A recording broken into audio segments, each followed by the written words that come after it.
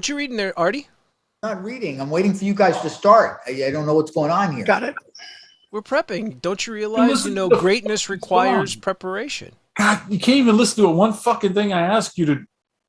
What are you? We just lost him. That's what he gets for getting so aggravated about everything.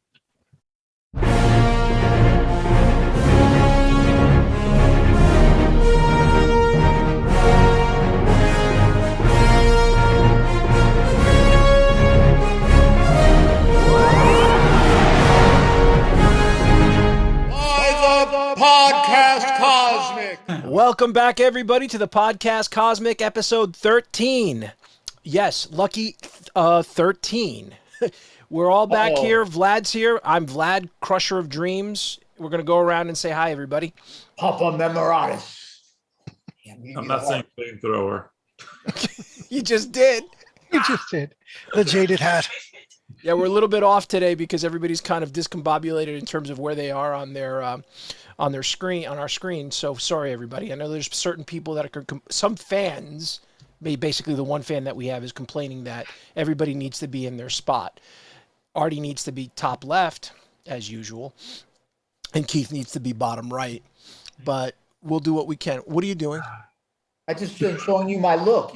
This is my model. What look are you doing? I think people that watch our podcast need to see me in all my glory. So hold on. Are you pontificating what? What you're gonna? What? How much chunky monkey Hold on. you're Look gonna at have? this. Look. We're the Podcast Cosmic. Let me channel the power cosmic. Kirby. While you're channeling, welcome everybody. Follow us down below, like and subscribe.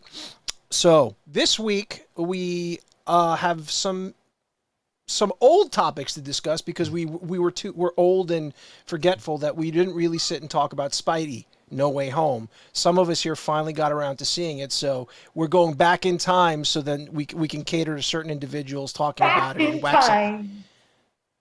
Okay, I'm not queuing up Huey Lewis and the News. We're going to be talking about Moon Knight episode 3. We will be talking about some DCEU news that dropped recently with the whole merger that happened with Discovery Plus and Warner? I forgot. Is it Warner? Discovery and whatever Warner. And lastly, we're going to be talking about Stranger Things, the trailer that dropped. But then there's some other real life news that happened. We lost Gilbert Gottfried this week, so we'll give a little bit of shout out to Gilbert, and as well as what else was there? There was something else. Oh, in D&D, there was some D&D news that Artie's going to go off about. So with that, let's start with what we're going to talk about, Spidey. So Artie, we're going to let you and Keith, because Keith finally saw it, let you talk about Spidey. Yeah. So listen, I've seen about 90% of the movie in clips and doesn't count. Yeah, all sort of things. You know me, I'm into trailers. I wasn't into like all sorts of like anything I could find out about the Marvel movies. I'm really trying to find out, and anything that leaks, I'm trying to see. So in other words, you're impatient, and they started leaking everything from it. I went directly for it before it got taken down or through other ways. Found out about it and saw it. So I saw about 90% of the movie. It didn't have the connective tissue. So once it was available for stream or rental, I rented it right away the first day. I got to watch it in the comfort of my living room, which is my preferred way to watch any movies. So anybody from the big movie houses listening to our podcast, because I know how you follow us and watch our every move and take our every suggestion, please do streaming first. I'll pay any price to get these movies and watch it while I eat dinner, please. But were you excited when the CD showed up from Netflix in that little red packet? In my day. No, but listen, this movie is a beautiful movie. We've gone through, it was great. I cried at multiple times during the movie. It was real love letter to 20 years of Spider-Man. And I think, you have 20 years of Spider-Man, everybody gets their time to shine. When you're saying 20 years, you mean the cinematic years, right? Yeah, cinematic universe, of course. And then you have, the heir apparent, which was Tom Holland, being the MCEU version, who I think is perfectly cast for that version of Spider-Man. Right. He perfectly fits in with them. So it takes nothing away from the other franchise movies or series that we got. Mm-hmm. And this movie pays respect to all of that, all the characters, all the actors, all the storylines. There are so many great moments, not just between them, between all the characters throughout the movie. I mean, we all know what it's about. We all know that, Tom Holland Spider-Man is revealed, Peter Parker is revealed to be Spider-Man. It turns his life topsy-turvy. He believes it's ruining the life for him and his friends. More importantly, the people he loves the most in the world, his closest friends. So he goes to Doctor Strange and asks him to whip up some magic and make it all go away so everyone forgets him. And then as he starts casting the spell, interrupts it multiple times to say caveat 1, caveat 2, caveat 3, sending the whole thing haywire and causing a rift in the multiverse that makes anybody who knows that he's Spider-Man come into the universe, into our universe.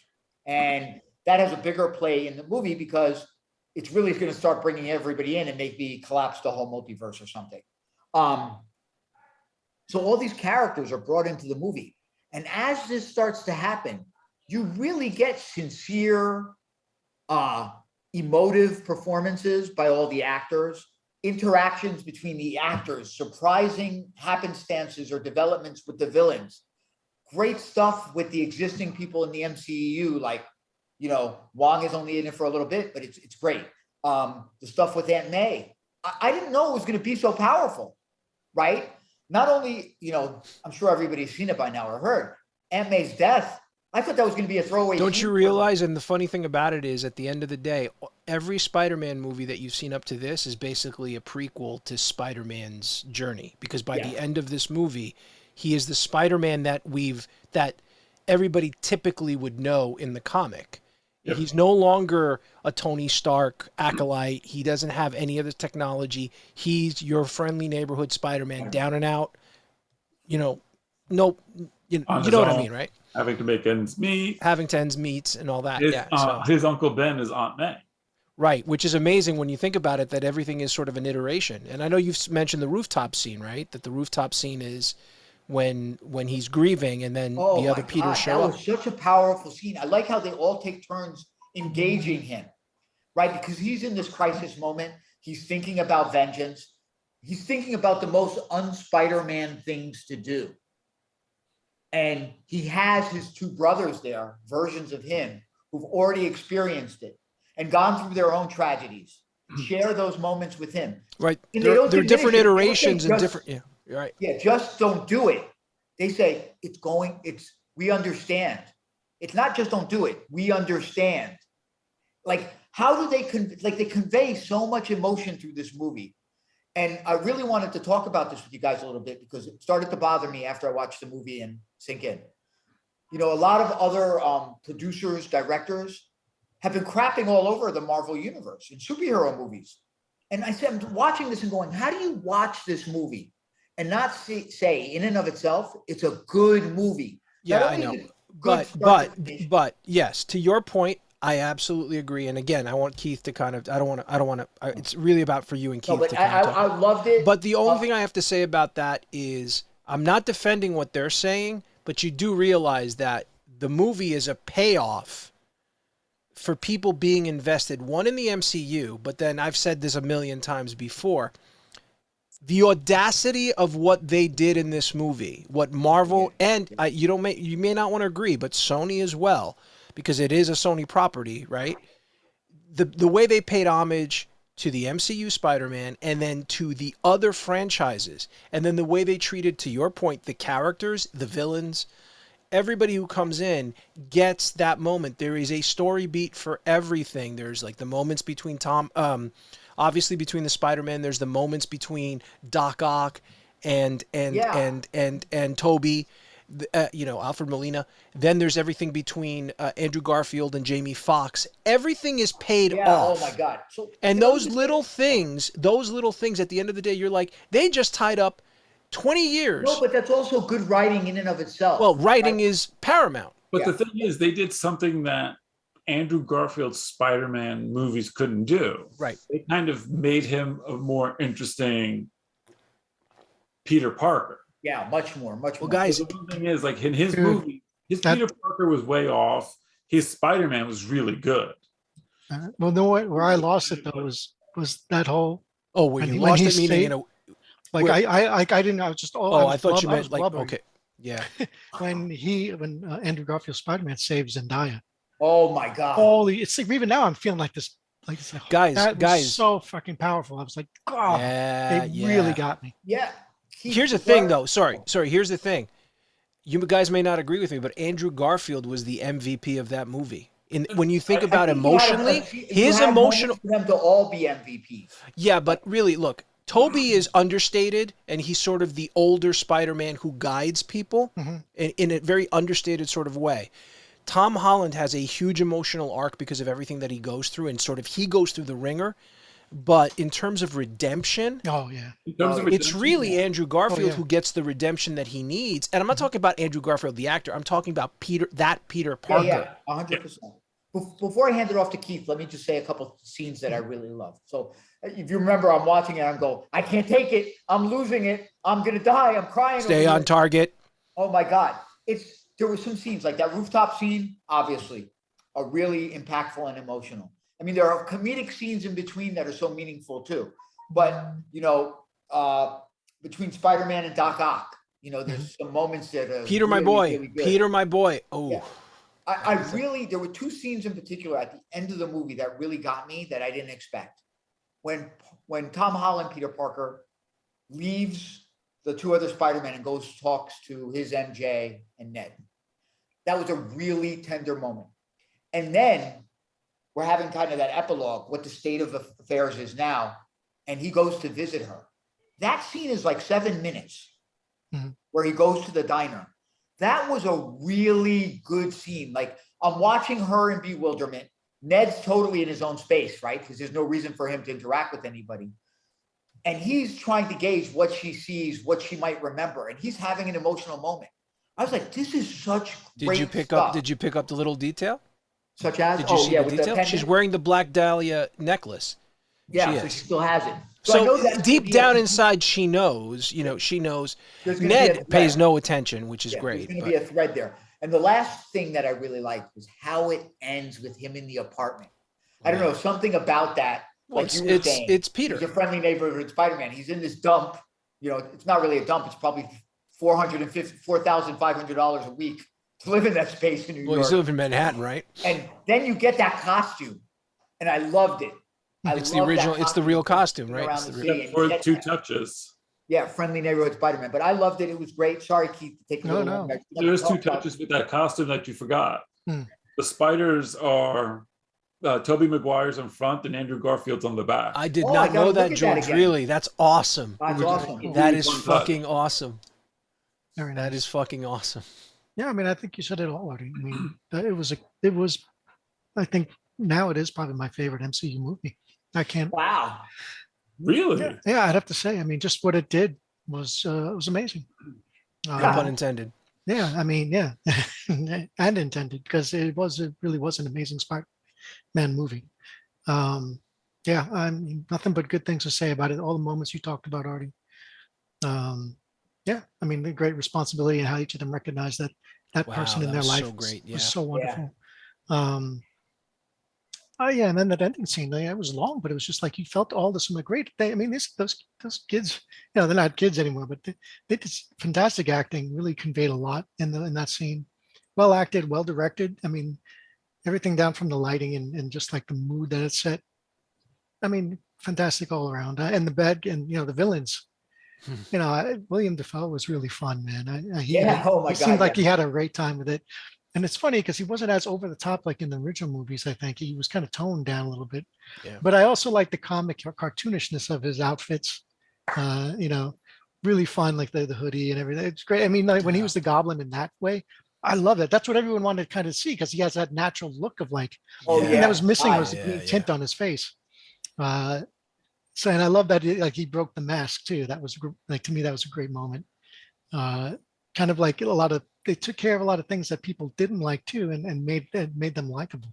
The Electro with the electric turning into his mask, beautiful touch. Cool, yeah. Oh yeah, beautiful touch. And yeah, just a lot of fun stuff, man. It was really just a good movie. I didn't want it to end. Yeah, it's a hard movie. It's a hard movie not to love. I'll be honest with you. I mean, I don't know if I put it. I definitely put it in like top 5. Definitely, it's and Top in terms 3. of top. Yeah, it's hard not to be. It's hard not to look at it that way. It's. Let me ask you guys. I felt that the movie's cartoonishness was appropriate. Like there. What parts in terms of cartoonishness? It's a comic book movie in a lot of sense to me. It doesn't try to be set in the real world. Does that make sense? Not as much. It plays the comic book themes really, really well. It's kind of funny when you kind of juxtapose it with Batman. Like Batman wants to make sure it's like down to earth. It's it doesn't try to make it seem like it's in any kind of superhero world, whereas Spider-Man revels in the fact that, hey, we have Doctor Strange living 3 blocks away. Yeah, right. Exactly. That's what I mean. It kind of embodies, everything. It's swimming in the love of the comic books. Yeah, it's not embarrassed by it. Like the license plates are all comic book touching issues, on right? various issues of Spider-Man throughout the years. And I take it like when they're just making stuff in a laboratory and have everything they need to make, and then they're left a machine by Tony Stark that can actually just make stuff that they think of. I mean, that's so comic booky. It's even Kirby-ish to a degree. Mm-hmm. You know what I mean? Yeah, it's really great. And like you said, George, you don't disbelieve it. You roll with it. Your suspension of disbelief in the universe really works. Universes. Yeah, the universe. Another piece that I wonder if you guys, how you felt about it. How do you feel about the interactions at the end of the movie? There weren't a lot of them between Tom Holland and Doctor Strange. I thought that was beautiful too. Well, the thing that I always got out of it, there's 2 things, and it's funny. I was going to bring it up because I wanted to ask you guys what you thought of Doctor Strange. The thing that you realize is that regardless of how arrogant he may be, there's a key line earlier, and he goes, "I forget that you're a kid." Mm-hmm. So that's number 1. And there's that moment where he realizes the kid is actually sacrificing everything. Yeah. And you see it affect him. Yes. And that's very powerful. That's extremely powerful. It goes back to like that running joke where he goes, "Call me Steven" in the beginning. Right. When he's pissed off with him, he goes, "Call me Doctor Strange." Right. And then at the end, he says Steven, because I think it kind of just made it like at that moment he's like this, and then he's grown up. He's become a man. It's almost like he's becoming. It's the hero's journey. Responsibility of what he's about to do, and it's really cool. It's like a one little line, but it's where it goes from the beginning of the movie and where it hits you at the end. It's just it's more powerful at that end as opposed to like this little throwaway joke. Line, and it all goes back to. It goes back to the writing, and it's not just the writing about keeping everybody in the MCU proper correct. It's also that they went back and honored everybody from the other Sony movies and the interactions and everything to a T, where you're just like, oh man, I can't believe Rhino. Well, right. They didn't even mention it in that kind of. They did, right? They did. Yeah. They did, right? He was in the sky, though. So he was in the sky, and so was Craven, apparently. Yeah. And I think he nailed it. You have kind of the stealth, kind of like just that Willem Dafoe amazing performance of like he just said, "I'm diving in. I'm gonna have fun with this. I'm going to give you." Well, even Molina was. Yeah. That's the one thing that watching it from the trailers, and you don't realize that you're thinking Molina's going to be, and Molina is actually is a good guy most of the time in the movie. Like after that opening scene on the what is it, the Grand Central or the Van Wyck, where they fight and he catches him. From that point on, he's sort of like, there is that question that now that they've all quote unquote been rehabilitated, when they go back to their universes, what does that do to them in their universes? Is that their moment of their death? Do they make it? What happens? And it's like one of those things that's personally, I'm not so interested in that. I'm interested in seeing the Tom Holland version of those characters. I feel like it ties up. I mean, ties it up. That's what I felt. right. I just feel like it's whatever happens in that universe happens. It's more about what's going on in the Tom Holland universe. And the one thing about Octavius that I think is different than the other characters is you have Willem Dafoe or Osborn who's just freaking nuts and wants to kill Spider-Man, right? You got that part and struggling with that with his multiple personalities. But the other three characters all either want to get back home or stay here because they're better off, right? Well, they don't Electro, but Octavius is wondering what the hell is going on. Even from the beginning, he's like, I don't understand what's going on, right? That's his kind of thing. Another thing that I adored about it was sort of the whole thing about even the villains working with Tom Holland to get a cure to work, because it's really about the minute that Norman switches off, right? I mean, switches back.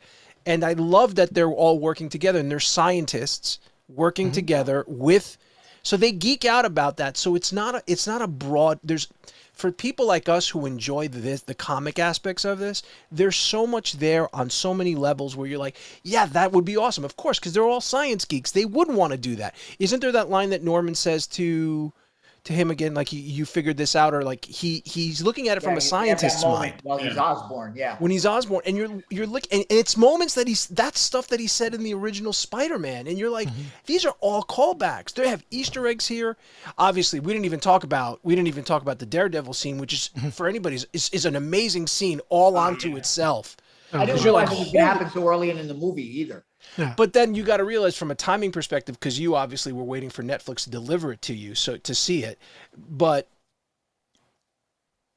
Matt Murdock's appearance literally happened a week after Wilson Fisk showed up on Hawkeye in real time.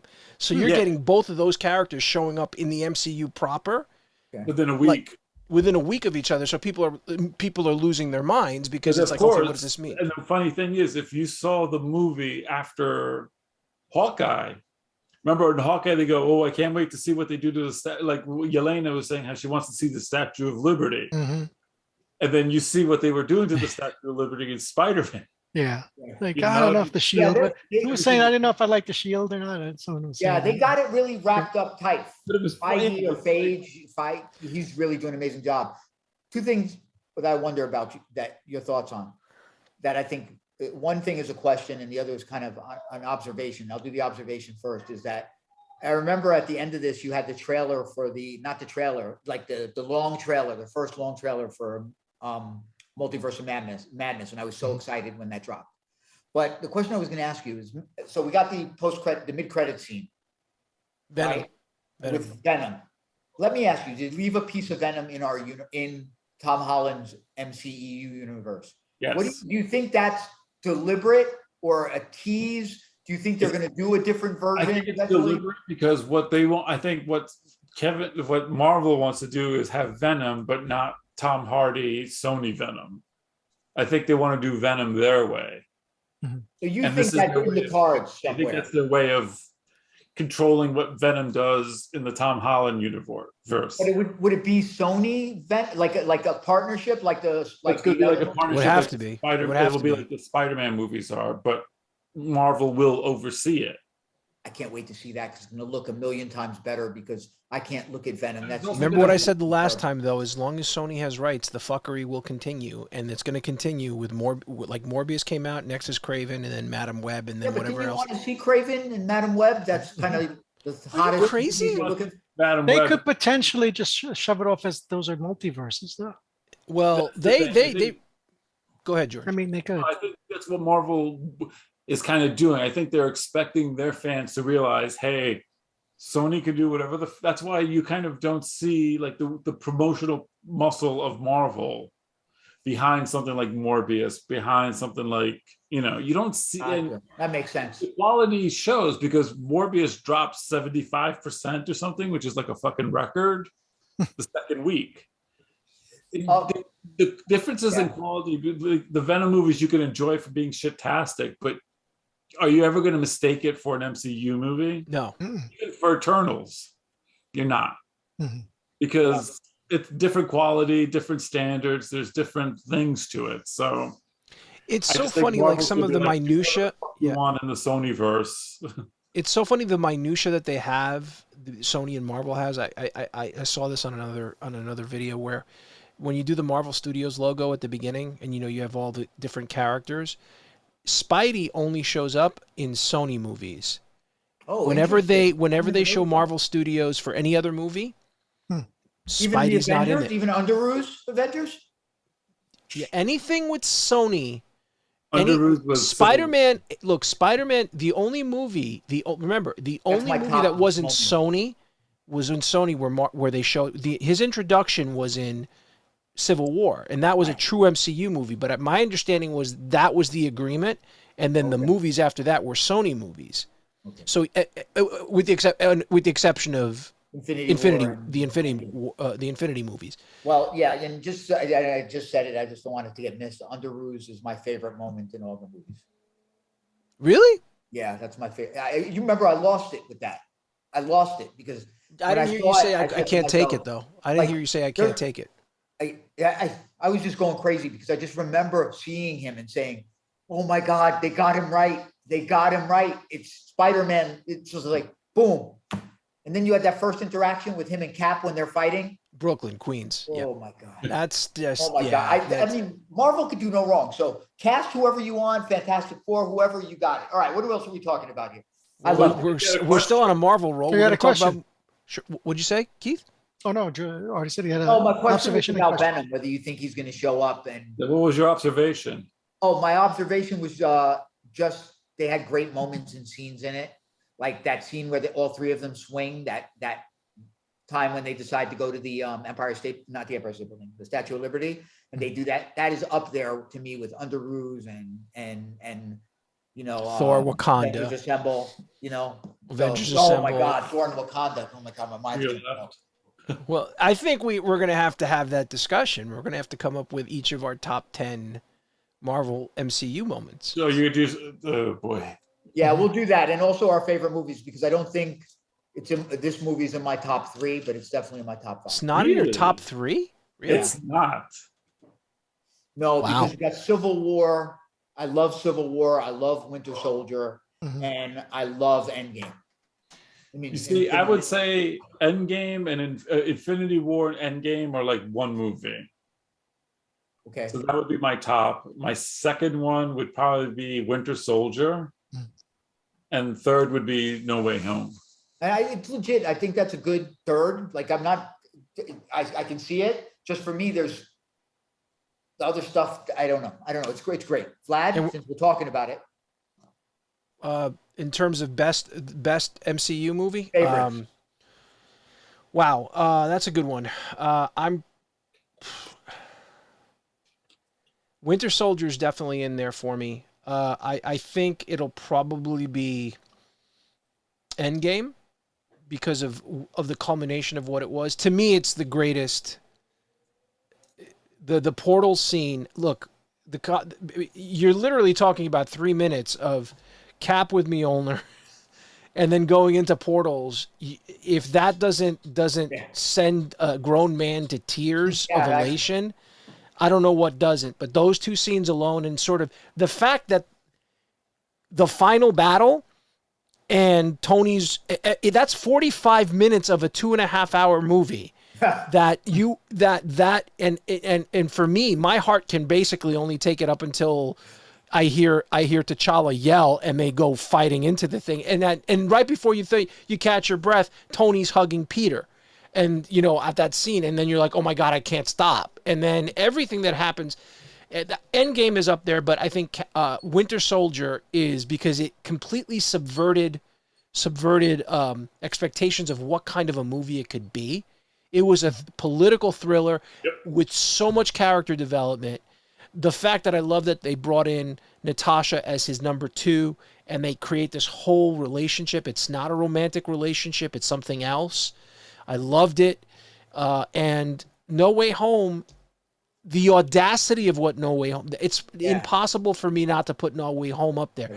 The certain, like, after that, you know, there's obviously the scenes in, you know, Avengers. Again, it was the audacity of what I'm talking about the first Avengers.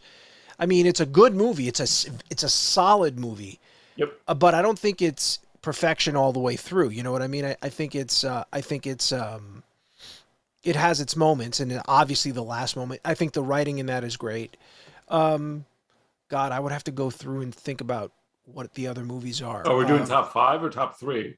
Top 5, obviously, I think Endgame is in there. Definitely Winter Soldier. Civil War is in there too in the top 5.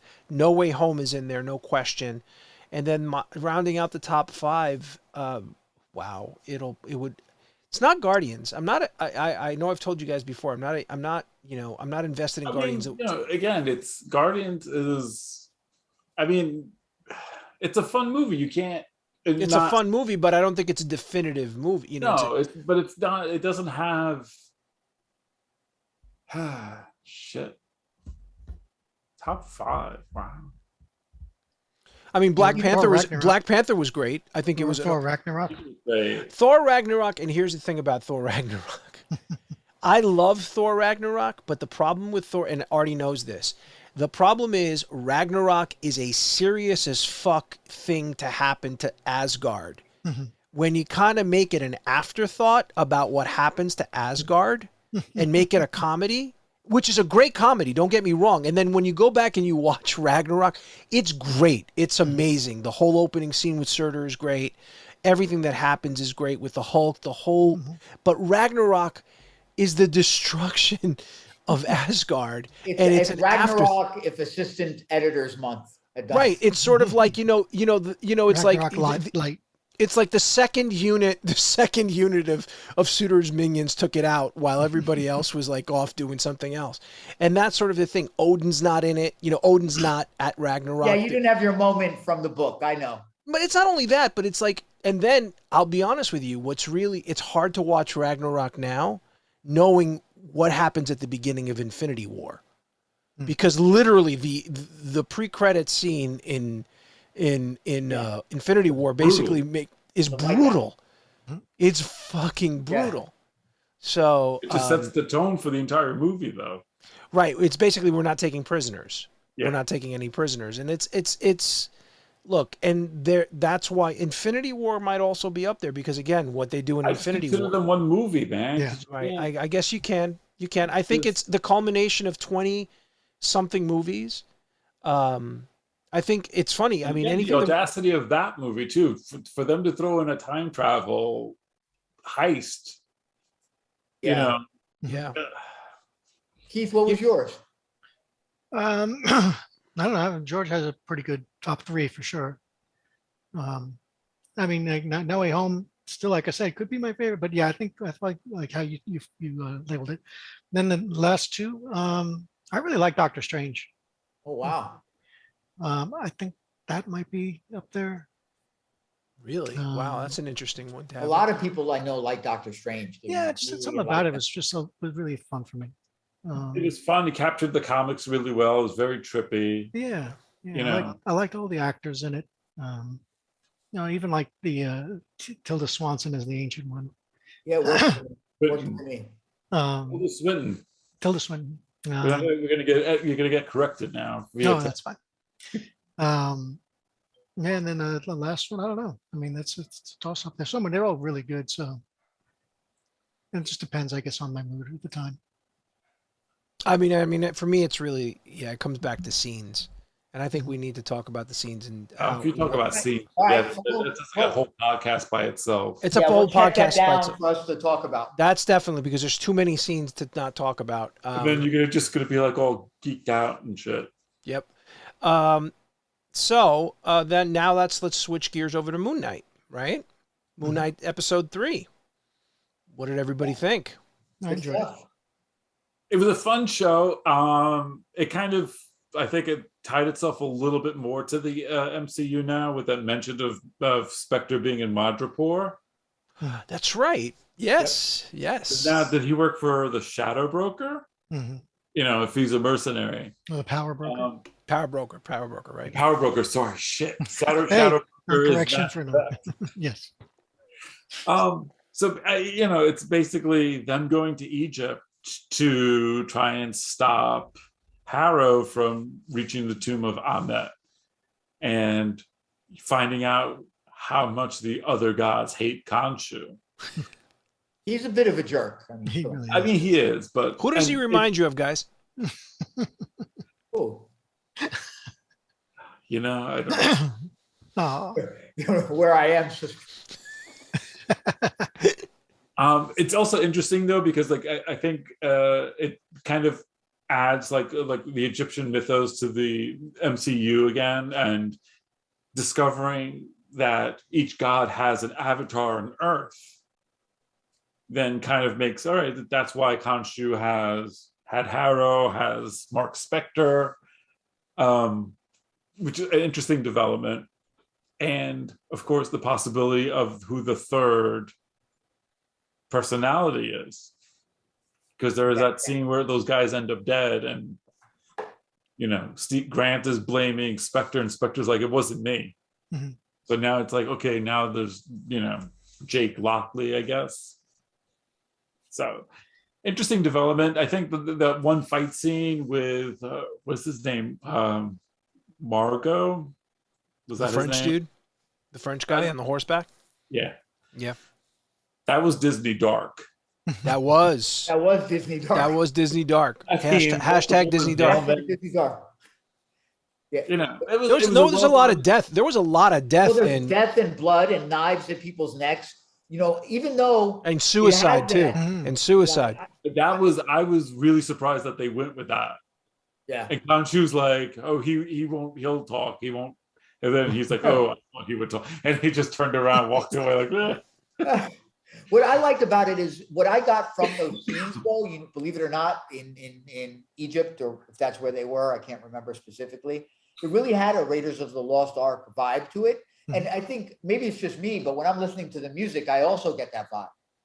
Well, it's supposed to be Egyptian music. They're really... so it's kind of like has that feeling. And then you have that continuous, again, I know I mentioned this before, that kind of like Universal Monsters kind of like type of horror in it. Like even when you go to the tombs, you're feeling it, hey, how about whatever. That was hilarious when you did it last time, but it's, I enjoyed it. And I thought some of the scenes were legitimately beautiful. When he turns back the sky at night and uses his power to do that, that was a really, really nice looking scene. Yeah. And it was cool, like the color and everything. It's just, but basically they do that so they can figure out the star map to find out where the tomb is.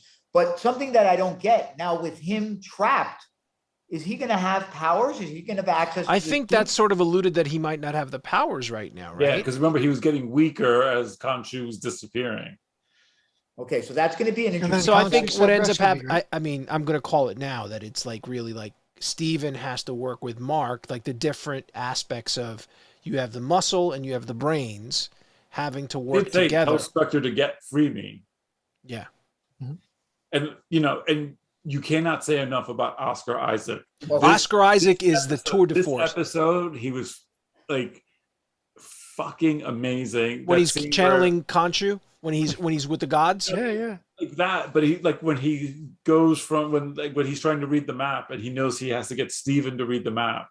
Yeah. And then also just the way his body and then his facial reaction is just like, it's really great. I loved it when he was talking to the gods. That was cracking me up. That was great. I mean, but also the scene, he goes, "Are you broken?" And he just like looks up and he's like, "Yeah, but there's still a mystery about. There's still the mystery about how broken was he prior. Are they? I'm wondering if they're going to do, because they've alluded to Layla's father, right? They've alluded to that. Being the scarab. I mean, they played a little homage to that. So I'm to your point, Artie. Layla. I'm thinking of Marion Ravenwood. I'm thinking of Ravenwood, the father who died. He's obviously Mark is like Indy. There's all that sort of thing going.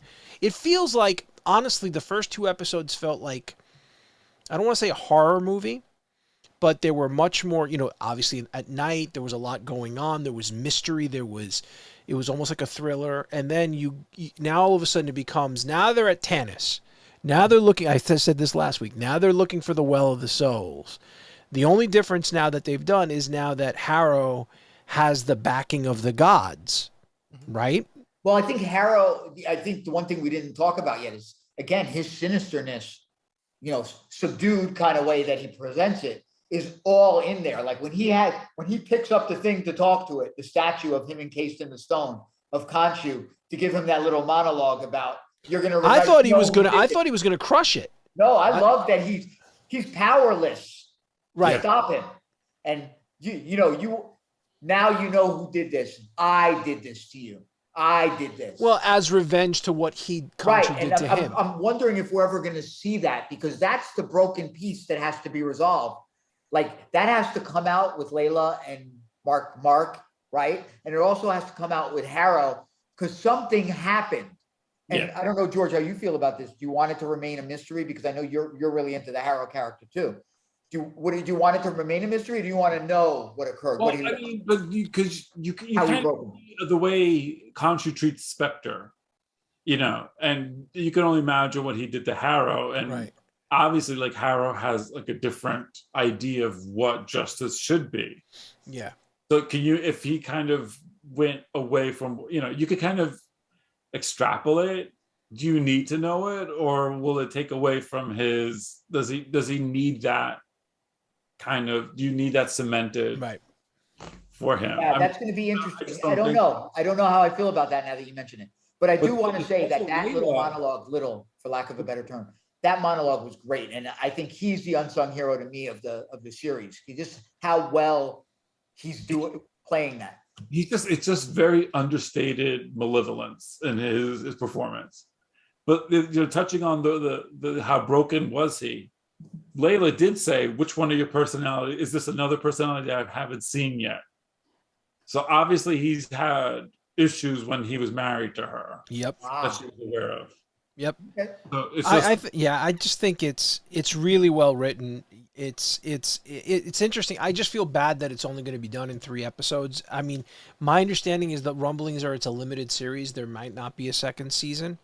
I don't know if that's true or not. Well, the thing is, though, if it's this one season and then he starts appearing in the movies, like his own, does it? Yeah, he exists in our Marvel universe now. That's the thing. If the shame would be if this is like 6 episodes and then that's it, no more Moon Knight with this, with Oscar Isaac. Yeah, I think that would be the shame of it. I don't think. Oh, go ahead, Vlad. I think because people tried to read into that he's only signed to do this, but Marvel has moved towards that in general since after Phase 3, which is basically they're not doing the long-term contracts with people. Right. It's all about the goodwill and then people coming back and wanting to do this. Right. I don't know what people are thinking. I mean, how popular Moon Knight is. I saw something recently saying it's not as. I'm talking about the show. I'm not talking about the comic. It's not, the viewership is not the same as. I know this is gonna trigger Artie, but Our Flag Equals Death has more viewers on HBO Max than Moon Knight does. Really? That was just that. I thought the ratings were up high for like a series. It's look, who knows? Well, I think it's played a couple ways. The way I see they could play it is this: they've established that there's more than one Moon Knight, so it matters what they do with the show, what they do with how they think of fitting him into the movies, etc. I'm just happy we got what we got, and I'll ride it out and go on to what the MCU on Disney Plus gives us next. Yeah, my only thing is that each of these things, whichever, if it's a TV show or a movie, adds another, whatever it may be, piece to a bigger puzzle, right? And when it comes to Moon Knight, I'm waiting to see what that puzzle piece to the bigger tapestry is, because we haven't seen that yet. Obviously, because there's the questions that are out there. Obviously, we've seen gods. We have the Egyptian gods now. We've had the Asgardian guard, the Norse gods. There's illusions if we're hearing this, the Greek gods will appear in Thor: Love and Thunder. Apparently, Zeus potentially may show up. No, he is in it. He is. It's Russell Crowe, right? Russell Crowe. But I have a feeling he's in it to die. Yeah, well, whatever the The reason thing he's is, there. does he die to establish Hercules? Hopefully, right? Oh my God, they didn't ask me to appear in it. Yeah, they asked you to appear in it, but you're going to be playing Puck from Alpha Flight. Ah, I would wear those shorts just for you. Can you know, flip? Can you do flips? They They'll said practice. they sent it via Signal, so maybe you should be checking your messages. Yeah, sure. So- Exactly, right? So you don't think Layla will be the Moon Knight at the end of the series? It's certainly leaning that in that regard. I think that's I think it's the threat, but I don't think they I- hire Oscar Yeah, Isaac to George's point, I think that's the threat, but I don't think it's what's supposed to happen. I think the whole idea is it's to drive Mark it's him protecting her, unless they go dark and something happens and she Dark becomes. then putting 8 pole arms through the main character. No, I'm talking about dark, meaning like Mark sacrifices himself, Right. and Layla takes over. Like if that's one of the. Well, we I mean, could get a kind of You're gentler not gonna hire Khonshu at the end. Oscar Isaac to do 6 episodes and then die, and then I don't think that's what it is. I think Oscar. I The other think thing it is, happens either Layla dies or Mark will forever have the specter of that threat hanging over him to be Moon Knight, and he'll never relinquish it. they're not going to kill Layla. Layla, first of all, No, not kill her, but like that threat of her being Moon Knight will just drive him to just remain as Moon Knight. But if Khonshu's not there now, right? He'll Khonshu's, be back. but right now that if he's rendered powerless, Right. what are they going to do? We know he's going to go into a mental institution. We saw that in the previews. So whether it's going back in time to look at something like to see what he did before. So we know they're going to get caught or something's going to happen, because there are scenes that you've seen in sort of the previews and trailers of him being in a mental institution. So that's got to play itself out somehow. So to me, it's wherever they go with it, they go. I'm really enjoying the series, and I'm willing to go the ride, whether they end it as a one-shot series, whether they do more down the line, or they introduce him periodically in Midnight Suns or something, or Terror Inc. or whatever they're planning to do with the dark Into characters what? in the future. I'm sorry, what? Terra Inc. What? Terror Inc. He was when Marvel was doing the dark kind of like line of books in the early 90s, Hellstrom and all these other books. One of them was Terror Inc. and he was like a guy who sold his soul and stuff like that. Okay. Body parts could be separated and stuff like that. So I'm just saying that if they decide to do a darker universe with him in it, I'd be more. I'm all for it. I'm all for wherever the MCU wants to take it. Oscar Isaac has already gone on record saying Midnight Sun. Let's go with it. And if he appears in the Werewolf by Night thing, like there's rumors are with Blade, then you kind of. Man, what a good cast! You got what's his face who played Punisher. You got him playing Moon Knight. You got Marshawn Ali. Mahershala Ali, yeah. Mahershala Ali. I'm sorry, I got it wrong. Playing Blade. I mean, just think of that. And you have Kit Harington, that's his name, playing, the Jon Black Snow. Knight. And who else? Maybe Scarlet Witch, maybe, whoever. I don't even want to think about it. I'm down for wherever the MCU wants to go, and as long as Feige. Can I ask you an honest question? What does the MCU have to do for you to just not kiss their ass? Well, the one thing that I would like them to do is watch this podcast and actually put me as Puck somewhere in the feature film somewhere, just so I could have that in the annals of history for you, and we could laugh at. Somehow they get me rolling at somebody like Sasquatch or something. Enough goodwill from an investment from all of us that they really have to do something really stupid, at least for the next phase or so, to really throw us off and make us not like it. They have 2 big things coming. Eventually, they got to reveal the FF, and eventually they got to reveal the X-Men, and that may be a turning point. Outside of the initial shock of them doing it. So let's see how it goes. I was gonna say something, and then I go, I'm not gonna walk in Vlad's shoes right now, and I just stopped myself. Yeah. Well, Good for you. You and Vlad could be very hurtful people. Me and Keith are very nice and thoughtful. Even though Keith channeled both of your evil intent last episode by calling me an asshole. Mm-hmm. I mean, can I just I'm the turn only and one say who's something? always Because I nice. know exactly what Keith is thinking right now. Keith is going to go, And you know what means? Let the fool just say whatever he's going to say. with that, all the goodwill that we've had about Marvel is about to get flushed down the toilet because we're going But to wait, Keith didn't say anything about Moon Knight. Oh, yeah. Please, Keith. I He must used have all said, his words for his Yeah. quota for No Way Home, and now he's got nothing left. that's right. No, I really Tank, enjoyed it. son? Really enjoyed it. It was fun. A lot of revealing stuff. I'm curious what they're going to do with it. Yeah, I mean, the gods thing is going to be interesting. I like how they said this, the gods left as a way to kind of keep them out of the MCU type of, like, the bigger events that were happening. Isn't that the Eternals? Pretty The much. Eternals Yeah. did? Yeah, pretty much. So, yeah, I think it worked out well. We'll see where it goes. Mm-hmm. Don't make me defend the Eternals again. Or me. I don't know. Vlad just doesn't like it. You know. Sorry, Captain America wasn't in it. It's not about that, okay? Yeah. Oh, you know, I mean, I could throw Dread at you. I mean, we could go back to Dread. Oh, and No, talk- we don't need to go back to Dread. That's not MCU. Nobody cares about Dread. Nobody's talking about it. I know Shut you- up. Don't be an idiot right now. Oh, here we go. Don't be stupid. Don't be No, it stupid. was the greatest movie of all time. Brain Smasher. A love story. Brain Smasher love story. You liked Ford Fairlane, didn't you? I saw it opening night. No. All right, Vlad, where are you taking us? You taking us to DCEU news? Yeah, DCEU. I mean, the news came out that the merger between Discovery Plus and Warner, or whoever it is, HBO, is it Warner? Warner? Yeah, Is Warner, DCEU, whatever. They're Right, all taking that charge all of that this happened kinetic now. It's engine. causing potential. There's a new person overseeing Zaslav, I think his name is, who's overseeing everything and wants to sort of reinvigorate DC. So Reinvigorate. yeah, they want to bring in quote unquote. Let me find the. I want to find the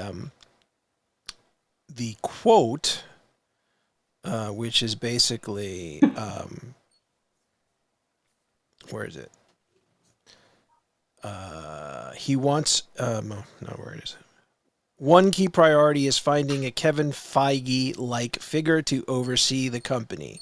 However, instead of a quote-unquote creative guru, sources say Zaslav is more interested in hiring someone with a business background who can quote-unquote keep all the different factions at DC working more harmoniously. Yeah, that's exactly what the DCEU needs. Somebody with a Harvard MBA, to come in and make everything work right, and be a creative genius and set the studio straight. It looks like you're trying to do a Greek dance. You're going like, opa, okay, let's go. I mean, Let's go. What the fuck is a business person going to do? If he loves comics, Huh? what if he loves comics? Yeah, they loves don't. them. He mentioned no love for comics. He mentioned no love for creativity.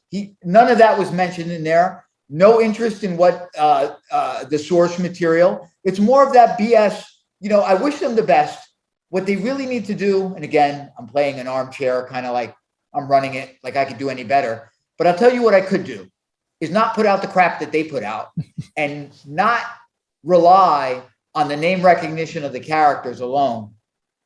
To create films that go in any direction and allow you to create any iteration that has no love, connection, or sympathy outside of maybe costume similarities and names to the source material. But we're going to get more like Joker. So Yeah, I mean, well, that's my problem with this. They're going for. Sorry, Keith, I'm not trying to trample over what you're saying.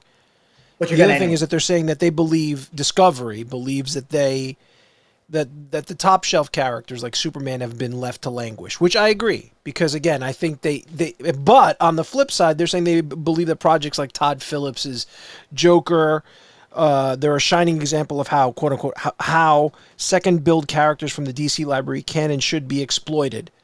Yeah, but they're not Exploited, tied that's to the one key another. word. It's like focus on getting your Superman right, for Christ's sakes. Yeah. You also forgot the one key line that I thought was really interesting. Here we go.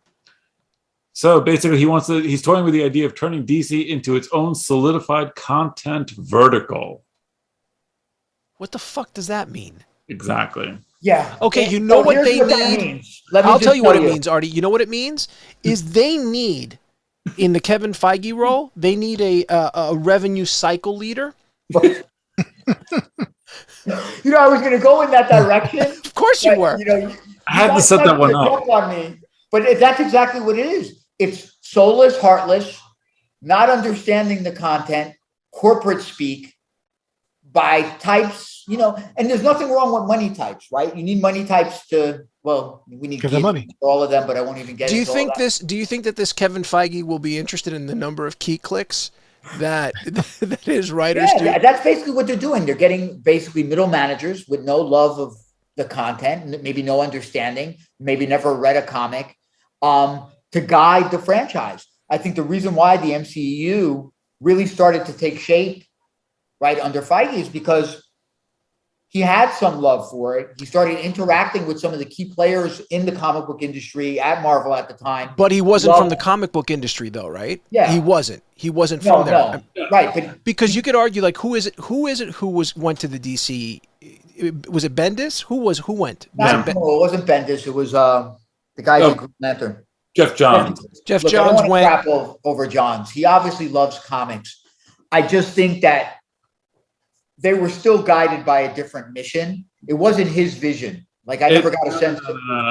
Look, Jeff Johns is one of the most overrated writers in comics. No, maybe. Basically, what he does is take stories from the 70s and updates it for the 80s and 90s and 2000s. He had a hand in the Josh Whedon Justice League movie. So when Zack Snyder dropped out because of the very, the obviously very, sad suicide of his daughter, and Whedon was brought in, Jeff Johns kind of oversaw the rewrites with Whedon, and we saw what we got.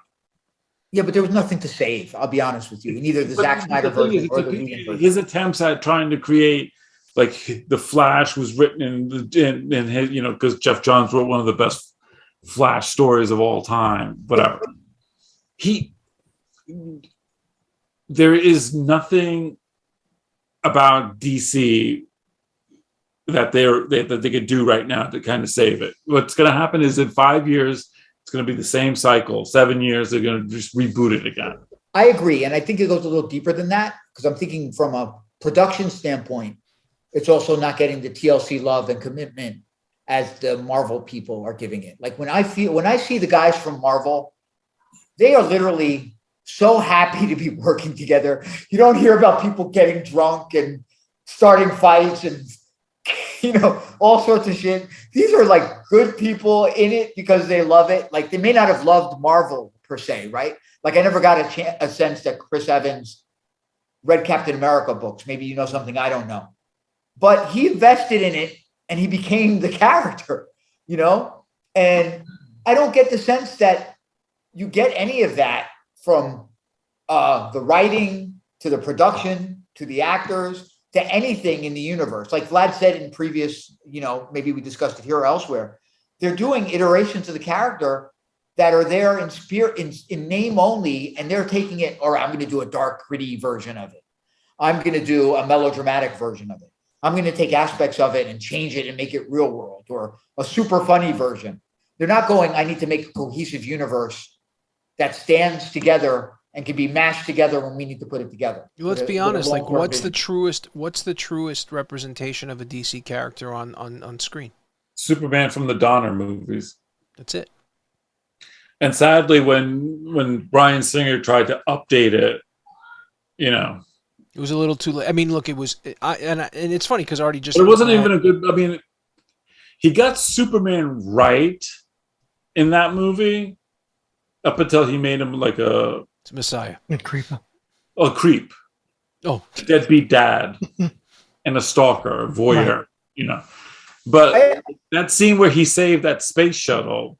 That's up there. That's Superman right there. Well, that scene is encapsulated. Yeah, you can put that up with any scene in the Donner movies and pretty much. I like the actor too. So Brandon Routh was he worked as Superman. He was Christopher Reeve. I mean, he that's. Really was. I thought he did he captured what was good, what is good about Superman. Superman's not like a fucking super destructive, dark, emo. Emo. And Randy and Jackhole. Well, yeah. Here's the thing. Yeah, you're right. And here's the thing. Even, and I know if there's any Snyderverse fans out there, sue me. I don't care. Here's the thing.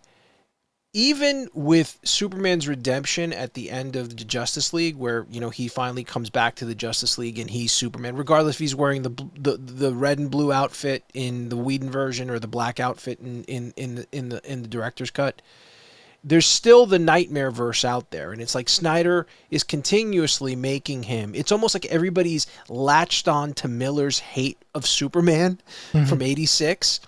In Dark Knight Returns, and constantly like no one should trust him. It's like Superman is hope. That's all he is. He's the, and not all he is. He is the avatar of hope, the brightest light in the dark. No, I know, now I'm copying off of Green Lantern. I agree with you 100%, Vlad, but I think you could have that kind of if you've already established him as hope, and they've never done that yet. Well, yeah, they did. In the Snyder movies, they said this means hope. This means hope. Yeah, but they didn't establish it in him. Metropolis in a fight. It was just terrible. And I think this is just. I mean, even in Man of Steel, like Jonathan Kent's a fucking dick. I mean, like, no, don't be a hero. Let me die with the fucking dog. Just for what? Yeah. You know, all it does is establish a pattern of assholishness in Snyder's movie. Well, and here's the thing. After post-crisis, now we're geeking out about comics. Post-crisis, when they finally decided to kind of power down Superman and make him down to earth more, and they did Man of Steel, the burn version of it, he still retained who he was as Superman. It never changed, right? And they didn't make him emo. They didn't make him this. They made him because they felt like if you had him so powerful, he couldn't do anything. But at the same time, you don't change the core of the character. But that's the thing. I think they don't get that. I don't think they understand. I mean, look, like we all enjoyed the Batman movie that just came out, right? We enjoyed it. Again, is it one of the best movies of all time? No. But the thing is, it's still a grim, gritty Batman movie. We saw grim and gritty Batman with Michael Keaton. We saw Grim and Gritty with Christian Bale. We saw it with Ben Affleck. Now we're seeing it again. Consistency. We didn't see it with Joel Schumacher. God bless Joel Schumacher. I still think Batman and Robin is underrated, but that's fuck no, dude. It's an underrated movie. Cool party. Cool party. George's points, I think it boils down to this. Batman Forever, man. That one sucked. I like Batman Forever. I didn't like. So I liked Val Kilmer as your extra opinion. Yeah. So but anyway, the thing is, it's like that's Batman. You know, we don't see like any kind of difference in Batman in any of the movies. Yeah, he's just Batman. The best iterations of I'm not done yet. Oh, I didn't know. Sorry. Like you'll see, like in the MCU, you'll see like Tony Stark's character arc from the first Iron Man movie to the snap. Right, you know his character is changing from like variously throughout the movies. Like you can't say the same thing about the Batman in the Christopher Nolan movies. You couldn't say the same thing about Batman. You can maybe. Well, I think there's a character arc in the Nolan movies. I beg to differ. I think that. Even Snyder was trying to do it with, where Batman was in Dawn of Justice and then where he ends up in Justice League and what they ultimately wanted to do, which is basically him sacrificing himself at the end of, if they were going to do the other film. But I feel that those Snyder films have so much to do with, like, they're stuck on Miller, obviously Miller, and they're also comic book he's read. And then they're also stuck on, and this is the other thing that drives me crazy. Yeah, somebody read it to him. What is it? Oh, God. Why am I having a hard time remembering this? Injustice. They're all stuck on the Injustice universe, that really dark universe, the dystopian, fucked up universe. It's like everybody is trying to do Days of Future Past. You know what I mean? And they're trying to take that because that's the interesting story. That's where everybody wants to see, not the status quo. They want to see everything fucked up. But at the end of it, everything's, Well, who wants to see everything fucked up? Because as you saw the numbers from the DC movies, so Justice League didn't do great. the Snyder fans were happy to see it, but even it didn't do that great in HBO Max, regardless of the 500 Snyderverse fans. Yeah. Well, and again, this Batman movie, as good as this Batman movie did, it's not within it some sort of collective universe. It's a Batman universe. It's a Batman universe. Harley Quinn's going to be in the next movie, and it's not going to be Margot Robbie. It's going to be whoever they hire. And Black Adam, Aquaman, and the Flash. Yeah, but again, I think. But is Black Adam going to be part of the DCE, like the Aquaman Flash movie? Is he going to be his own little? I mean, like. Well, they're all over the place. They have the they've universe, invested, and they need to run through it and run it out. So here's what I got from it. The blurb said it all that you guys read. They don't have an understanding of what they need. They think they need to manage it like a manager would run a RCM business or a bunch of analysts instead of a creative house that has 100 years of publishing history behind it or so, some of these characters. And that's where they're failing.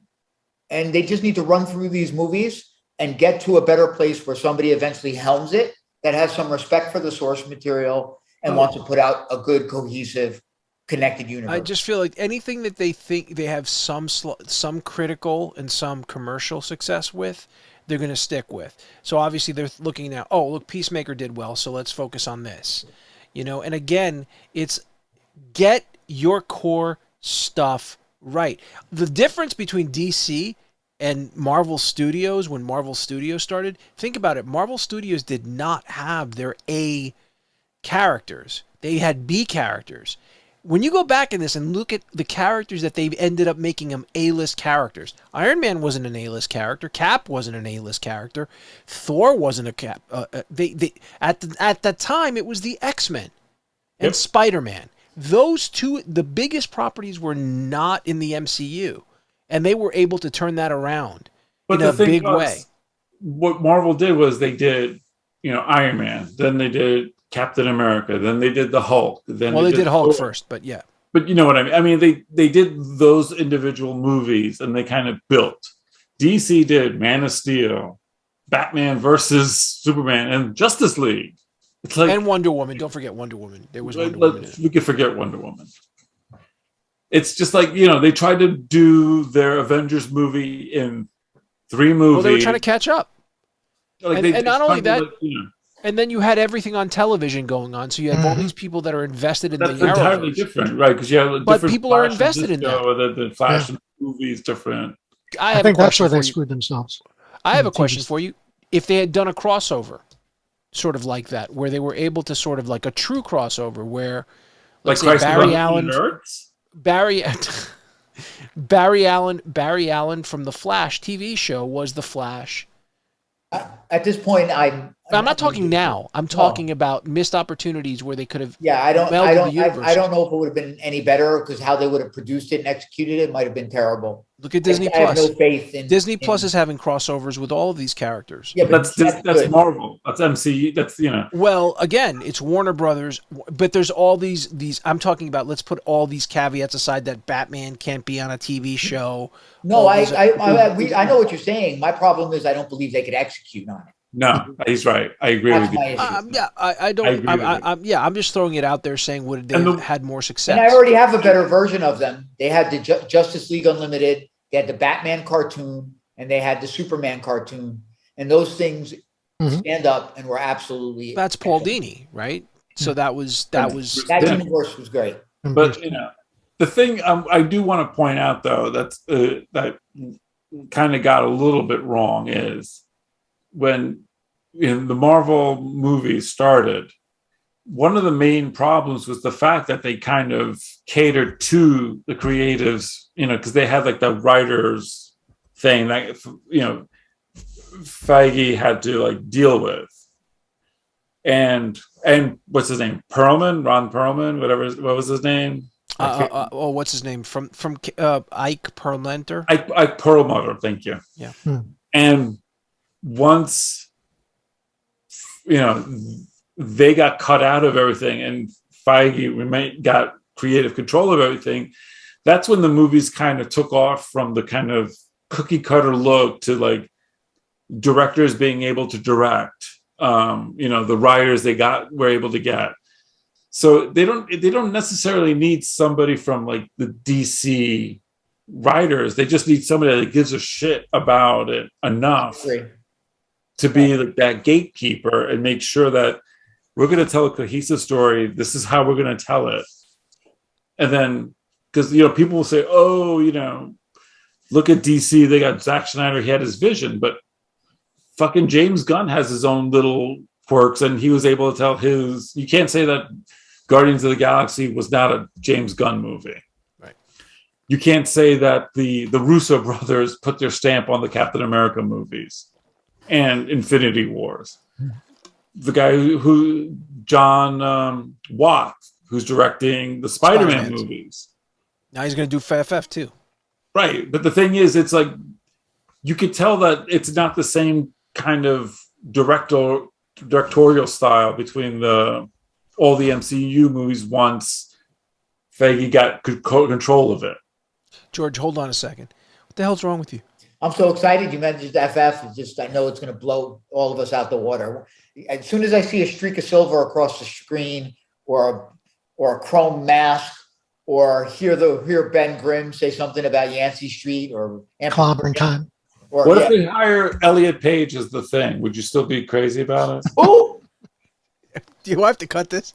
Yeah, you might have to cut it. I have to cut that. Who? No.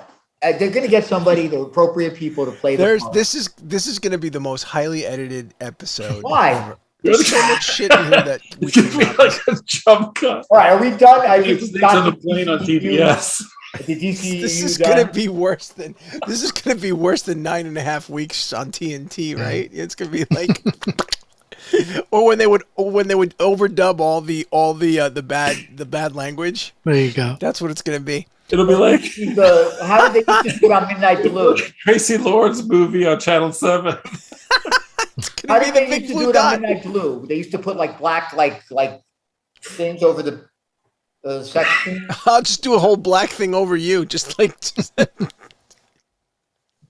Anyway, we need to go on. We need to talk about a few more things before we go. So obviously, we got to talk about Gilbert Gottfried. It's a shame.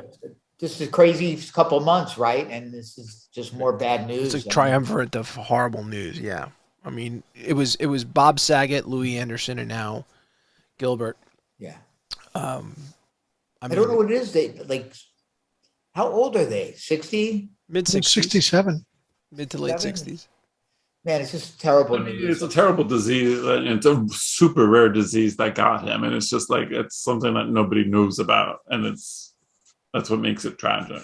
Like, I know he's been ubiquitous, meaning he's been around and done so many things in film and kind of stuff for several years. I didn't realize that so many people had this genuine like love for him.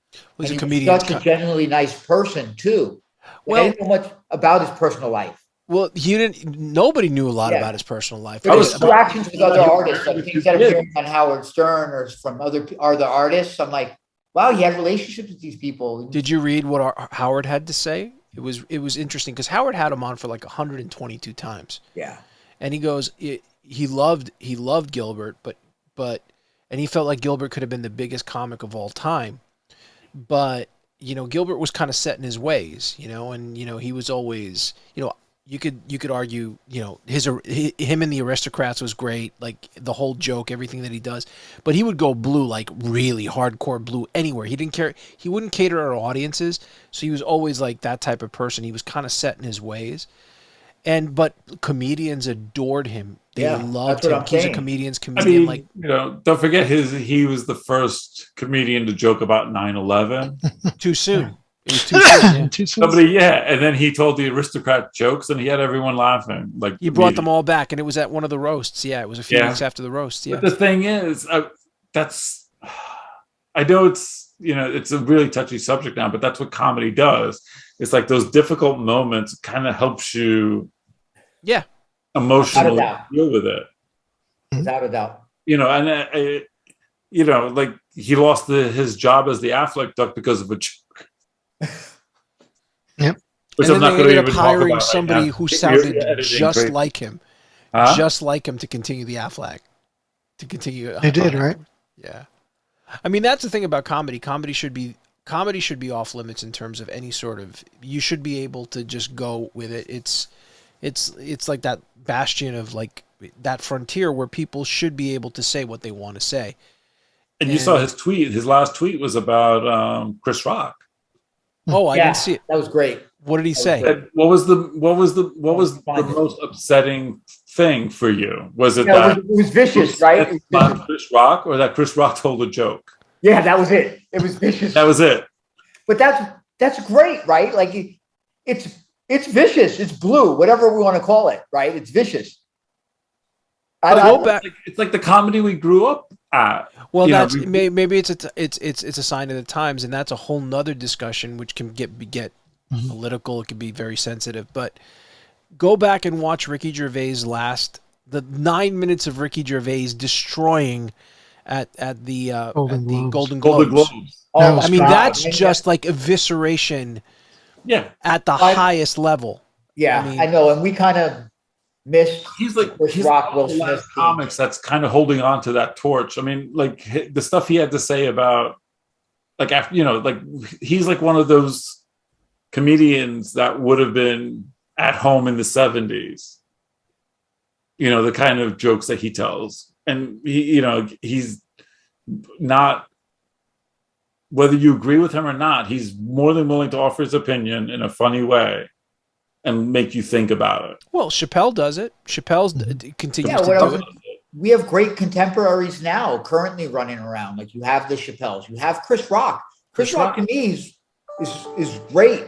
You got, I didn't like him, but I started liking him. Bill Burr, he's funny as heck. Bill Burr is fucking. Bill Burr is up there. Yeah. Like I went into it thinking he was doing a certain kind of comedy, and I just started listening to him, and I love him, and I love his appearances when he talks. He's hilarious. So I think there's people that are out there that I agree with you guys 100%. This is an area where these guys can shoot. Let them fucking shoot in any forum they're at. They go up and do their acts. And we connect with them because they say hard truths. It doesn't have to. It's not. It has to be like a liberal comic or conservative comic. Comedy should be what it is. It's like, let it be. It's like, first of all, if you're in the audience, you're there to listen to what they're saying. If you're offended by it, it's the same thing as watching something on television. You get up and you change the channel and you walk away. You want to write to PBS or whatever channel was showing this and say that. At the end of the day, that's freedom of speech, right? You can argue that. Yeah. If you were offended by something, I'm sorry. I mean, without again, jumping into the political part of it, I just think that I think there's, at least in like when I just talking about the Chris Rock incident without getting too deep into it, he did something I don't think was necessarily wrong. Like he did his job that night, Chris Rock, and. I won't get into kind of like her issues and then issues that Will may be having. Was it a funny joke? I didn't think that was his funniest joke ever, but he was doing what they were doing on stage. Well, he was livening up the crowd. What and again, I don't want to go down this road, but Bill Maher did a whole breakdown last week of the anatomy of a joke. Jokes for idiots, right? Jokes for dummies, and kind of broke down exactly. He's working the room. He's telling jokes. He had just made a joke about Javier Bardem. Before that, he had made a joke about who was there too. It was Javier Bardem and somebody else, and then he made the joke about Will. Anyway, we don't have to break that down. Yeah. Comedy should be off limits. It should be the one place where it's like, just let it be. Just let people say what they want to say. I mean, you don't have to listen to it. You don't. Yeah. And anyway, back to what a comic is going to be like before you go see him. Well, can you imagine Dice? Can you imagine if Dice was around now? I mean, like he is around now. Don't get me wrong. But Dice doing what he does now, or Sam Kinison for that matter, or even some of the stuff that George Carlin, for Christ's sakes, the one person we need now is George. We do need George. Yeah, we need him. But back to the topic of Gilbert Gottfried, I can't remember where I first discovered him. It had to be in the latest 70s, early 80s. He was originally on MTV specials, maybe. He was Rodney Dangerfield. So. He was one of the initial spokesmen for MTV. Okay. He was obviously he was in Beverly Hills Cop 2. that great scene, you know, and he actually was for a Mr. short period of Mixer-Flip. time on SNL. Yeah. One of the seasons that one of the first seasons that Eddie Murphy was there. Mr. Mixaplex. Yes. He's Oh, he did so many voices. Yeah. Yeah. Yeah. Like, again, the thing I didn't know, it's a loss. And the weird thing is now at our age, what are we, in our 50s, without telling anybody exactly? you just did. It's really sad sometimes, you know, we go onto Facebook or we go into social media or we just go to news, you know, to open our email and get those news feeds, and boom, somebody that we had at least visibility to us or some sort of connection is gone. You know, I've been watching Seinfeld, right? I'm up to halfway through season 9. And in the last week, you had the 2 moms pass, right? Jerry's mom passed today. I mean, there's yesterday or today. Yeah. You know, it's just crazy. The world, you know, it is what it is. And what's funny is I used to think about that, you know, before we move on. I don't know, a couple of years ago, I started thinking, what age am I? I'm starting to see more and more people that I knew as rock stars, movie stars, TV stars passing. And I said, well, I'm in my 40s, going into my 50s. These guys got to be going into their 70s, you know, now. It's part of life, right? It's terrible news. It's terrible news. It's sad. It's surprising. On a lighter note, on a segue, we could talk about D&D. There was some news on the D&D front. Artie, do you want to talk about that? Yeah, so there was an announcement that Wizards of the Coast is purchasing the D&D Beyond site. So if people don't know, the D&D Beyond site is kind of a resource for gamers to play Dungeons and Dragons and have resources and tools for DMs and players to use.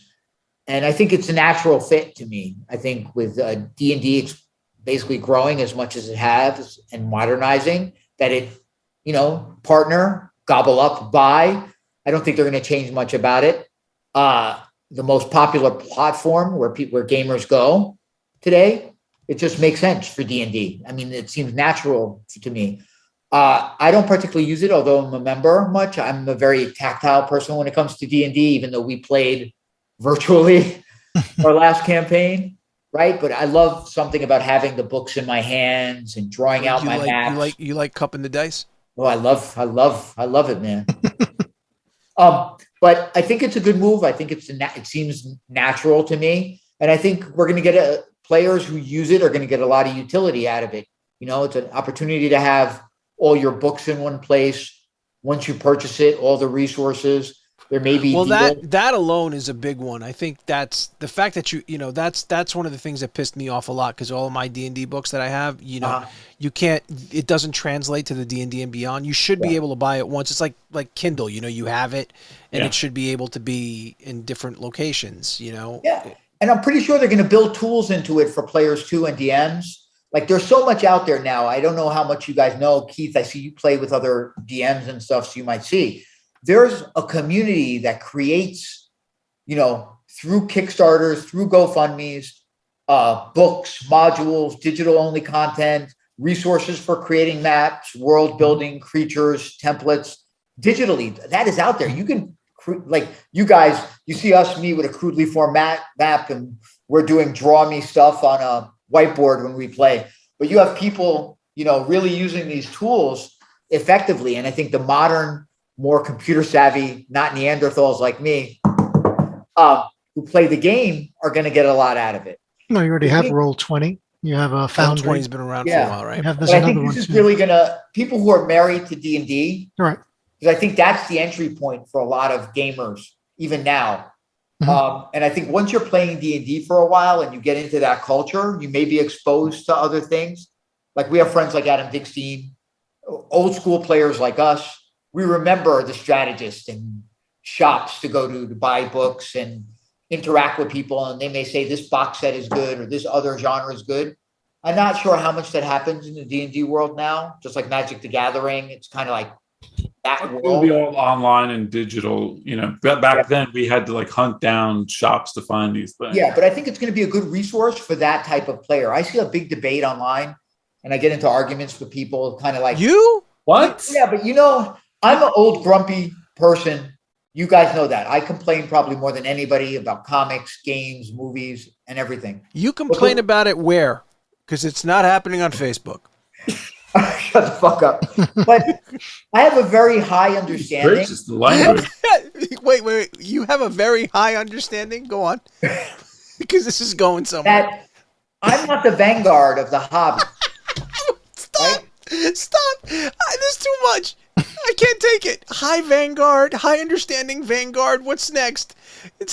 No, but what I mean by that is the debate going on is vertical. What's that? Wizards of the Coast is going to censor us. It's all woke culture gaming and this and that. It's not realistic anymore. Is this what they're arguing against? This is what they're arguing? This is the type of posts I see, and then I start to engage. And basically, D&D was never realistic. Right. Everybody did their homebrew. It wasn't? Version. No. Right? It was, everybody did their homebrew version. If somebody liked anime, even back in the 80s, they anime tinged their D&D. Right? Some people pay high power campaigns, like me. I'm throwing you guys our artifacts after the first adventure, right? Some people play, you get bit by a snake, you die. You know? Just let people play at your table, play the way you want. The game is grown. If D&D or Wizards of the Coast owns all the material now, I have all my original books. All these old people have bigger collections than I do. They have their original books. If D&D edits the new stuff because they're saying it doesn't fit with who our player base is today, that's up to them. Let them do it. You still have all your stuff. I think the complaint is that the influence that it's going to have on the next generation and what those kids are going to be bringing up into the world. But it's their game. Let them do it. They own their world. And you're right. So you're absolutely right. And I think if they're still drawn to it like we were, there's a sense of creativity that they'll come out of it where it doesn't matter what's in their books that are, if it's woke or whatever the case might be, they're going to play it the way that their friends are going to play it together. Yeah, exactly. That's what the table is. Like the thing I always go to, we make off-color jokes, right?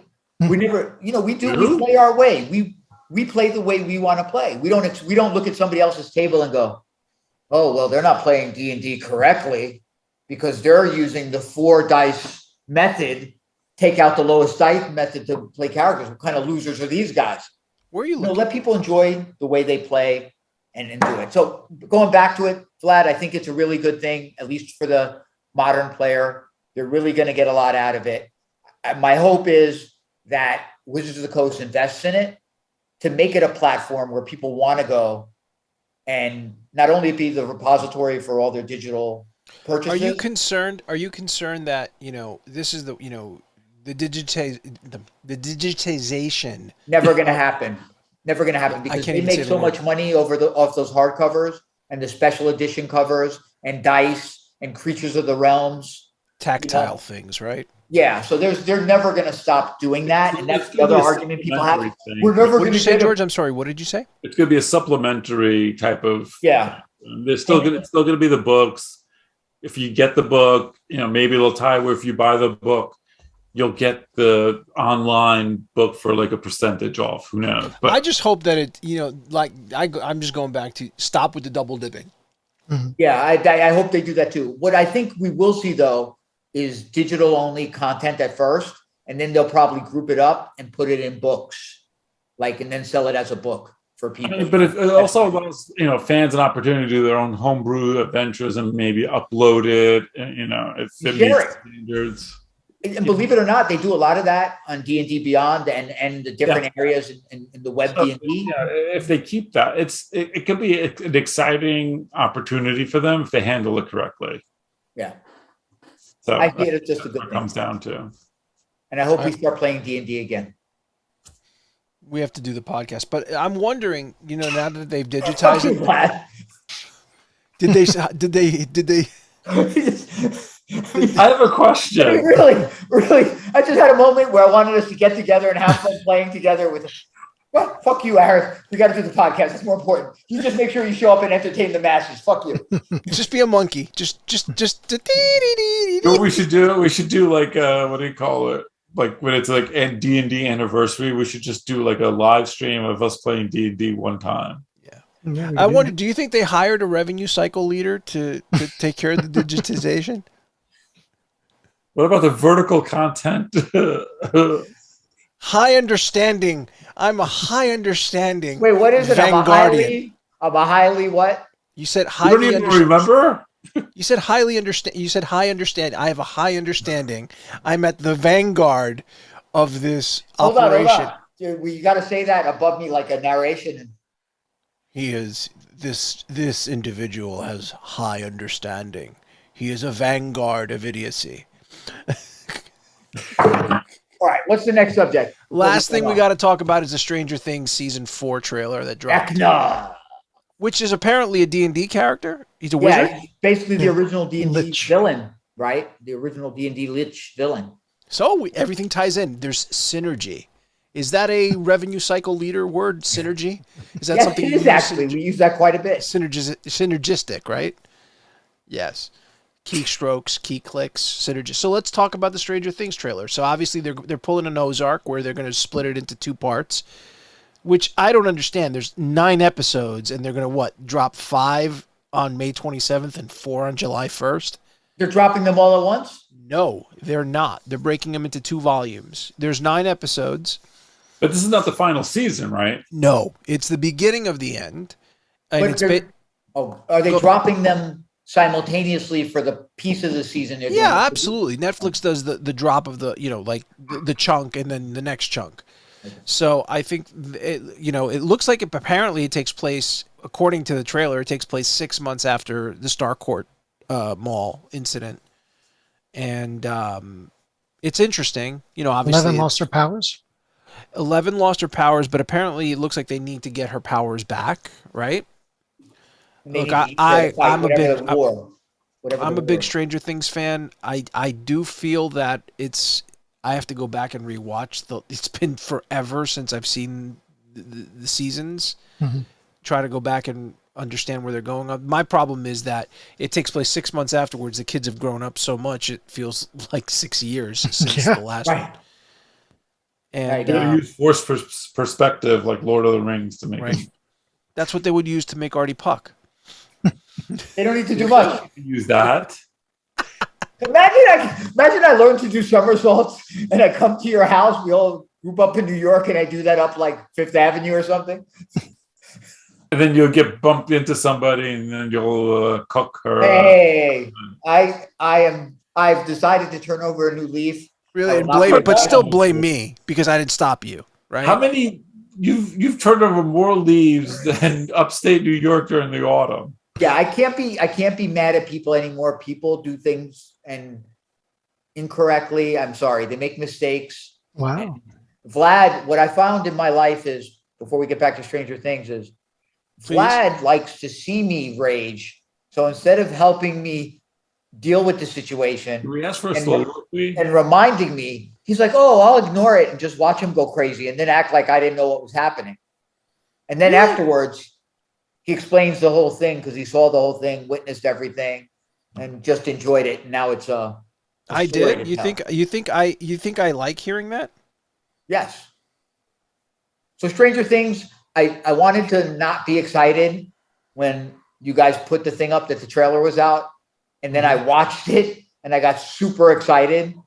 It is a long trailer, right? Like 3+ minutes, I think. That's a long trailer.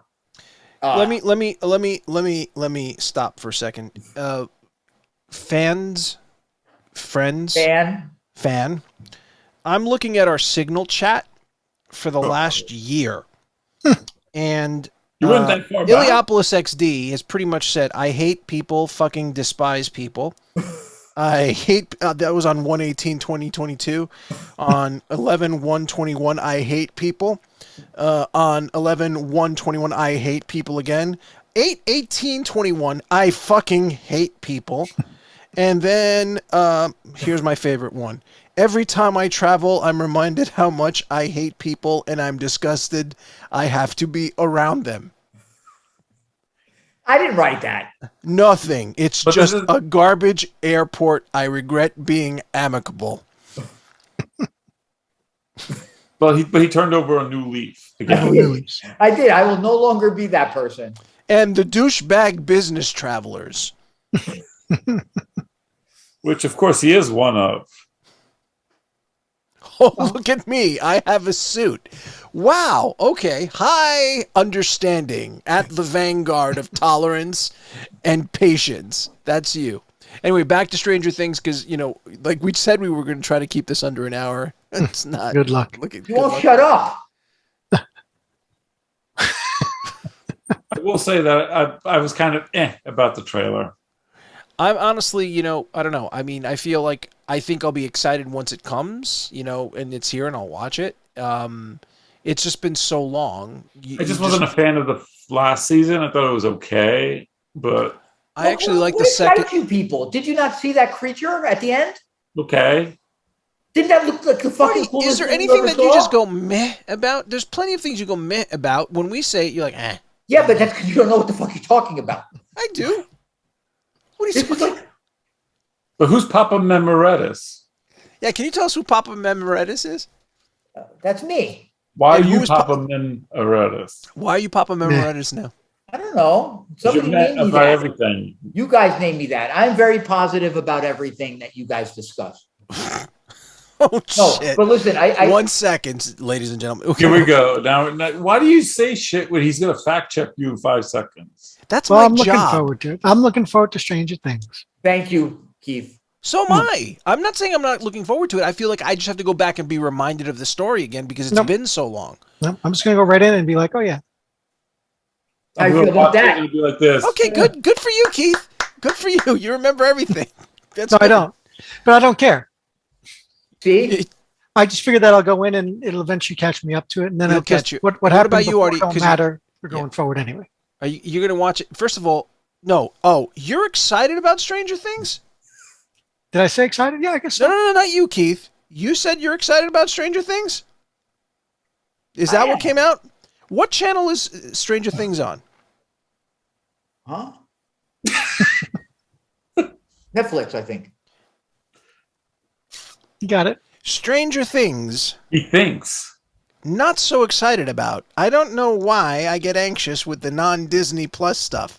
What's that Amazon show coming out? So wait a second. That's what you're telling us, and now you're calling me an Yeah, idiot but because didn't I I'm not tell you excited. afterwards we had a conversation? I said I watched the trailer. It does make That's does true. look- You did. Yes, you did. Yes. See, I'm not So- afraid to say I've changed my mind or I've turned over a new leaf. Or you're going to eat crow.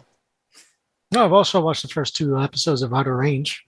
How was it? Oh, yeah, Oh, look. you know, Oh, yeah. How was it? Wait. Good. Time out. That's what he was angry about because we didn't tell him about it. So basically, you should be angry at Keith because Keith watched it without telling you. No, but that's because he was busy. You guys knew it and you didn't tell me. No, I didn't know. You know, I go and I'm looking for something to watch today because I wasn't feeling too good. Not that anybody cares that I haven't. Can I ask you, when you went to go look for something, did you pull out the TV Guide and start looking in the TV Guide magazine? Did you stop to do the crossword in the back? Did you go make some Sanka too while you were at it? No, but I don't understand why you guys, you guys are so into the moment and everything that comes out, you guys are all over it. And then the one thing that I'm interested in that I told you guys to remind me of, you forgot completely. When did you tell us this? When I first saw the preview, I said, did you see the preview for the Outer Range. The Outer Limits? No, Outer Range. Yeah.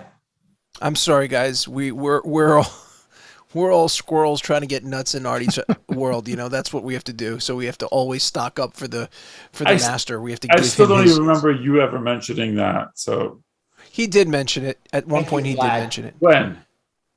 Oh, when I think when the Months trailer ago. first came out a When? while back. At the same time, I mentioned Severance to you guys months ago.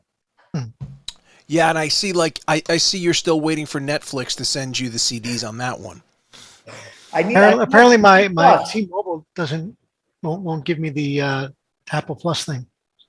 Yeah, so you guys gave us Yeah. false information. No, it was, but my Don't hitch on to that shit. my thing was I didn't have the right level Plan. of You're not on the plan. right Yeah, I'm plan not to on do the- it. Right, got you. whatever While that Artie means. has No, the but you ability. notice Vlad didn't say something like he could have said, like I would have said if we lived closer, Keith, I would have said, Keith, listen, I'm not doing anything this weekend. Why don't you come over? I'll order a gyro and I'll be the only one who eats it because I'm not going to be a good friend. Oh, Like Vlad called me today and he's jumping on a gyro with the plate on his chest. talking to me with gyro flying out of his mouth, invite you over to watch it, right? Why did I, first of all, why did I call you? Because you're yelling at us in the chat about something we have no idea about. George, I had to call him to find out what the hell he was arguing. I didn't even give a shit to call. Right. That's the kind of dirtbags the two of you are. We're not dirtbags. Why? You don't give a shit. And then Vlad, this is the respect Vlad has for a 40-year friendship. Let me just explain. Hey, Vlad. He's got the plate right here. He's got like a fucking piece of a gyro shooting out of the side of his mouth. You know what I did? What are you talking to? I'm like, who are you talking to? You don't address me like this. We are peers when we talk, okay? No, but that's fine. You know, it's like, yeah. Anyway, the first 2 episodes are okay. Interesting. We'll see where it goes. I'm going to watch them, I think, tonight. I think we got the Bill Maher thing, the Bill Maher special. He's off tonight. So I'm going to try and catch those tomorrow morning. I will recommend something else, but I don't know if you guys care. I am watching Tokyo Vice on HBO Max, which is really good. It gets good? Oh, it's really good. It's I'm enjoying it. I'm enjoying it. Christine, my wife, is enjoying it as well. It's something we watch together. It's not Severance. Right. It's different. I'm sorry? Who's the actor in it? Ansel Elgort, whatever his name is. Yeah, I've seen him in other things. Yeah, Baby Driver, West Side Story. Nope. Fuck that dude. What'd he do? He's just an asshole. I don't like the way he acts. He's a shitty actor. Ken Watanabe's in it too. Ken Watanabe's in it. I do like Ken Watanabe. I'm enjoying it. It's Michael Mann. Michael Mann directed the first episode. Watch Stranger Things season 3, then watch that. How long are the episodes? Are they an hour? And and basically what they did was they dropped 3 on the first week. They're dropping 2 episodes a week. And I think it'll be done in 2 weeks. So it's and it's based on a true story. So cool. And the only other thing I'm going to bring up, I know we're going off here, is I don't know where the fuck Halo's going. I saw Halo yesterday. Yeah. I'm kind of like, for me, it's like it goes up and down. Like right? Episode 1 was okay. 2 was kind of trash. 3 was this 3 or 4? 4. This is 4. The problem with it is the whole story on Mandrigal that's got nothing to do with Master Chief right now is... I could give a shit. I'm fast forwarding through that. I couldn't care about it. I think they're trying to tie it in somehow, but to me, it's annoying. Yeah. It's unnecessary. It reminds me of love affair of Halo. It's like a love-hate. Like it goes up and down. Yeah, I wouldn't recommend it. No, I would not either. It's not. It's very uneven. I mean, I understand where they're trying to go ultimately with Master Chief and Cortana and everything, but it's like 1 step forward, 2 steps back. Yeah. And to me, it reminds me of like when I was watching Arrow and I started not caring about the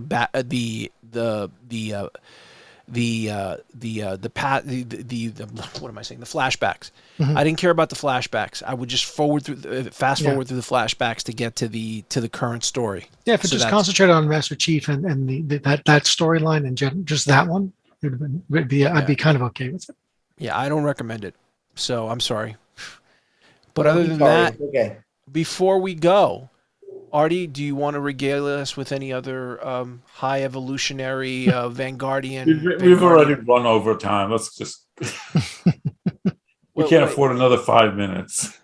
Considering how much we're going to edit out of this one, we might be under an hour, huh? We might be under 4 minutes. Anything else? I think we're good. I think we can sign off now. If anybody wants to reach me, Iliopolisxd.com. You guys can find me, ask me any questions below in the comment section. I'll help steal your life right. Oh my God. I'm actually choked up because I think that's really powerful. The fact that you're putting yourself out there, in such a way to be an avatar. The Vanguard. But an avatar of kindness, of tolerance, of disingenuousness, peace and love, ally, peace and love, right? Look, I'm blowing so much smoke up your ass that you're feeling that powerful right now. Uh-oh. Look at him, George. Anything to say before we go? I know you have plenty you want to say, but you don't want to say it. With that, Okay. Vlad, you do it too with me.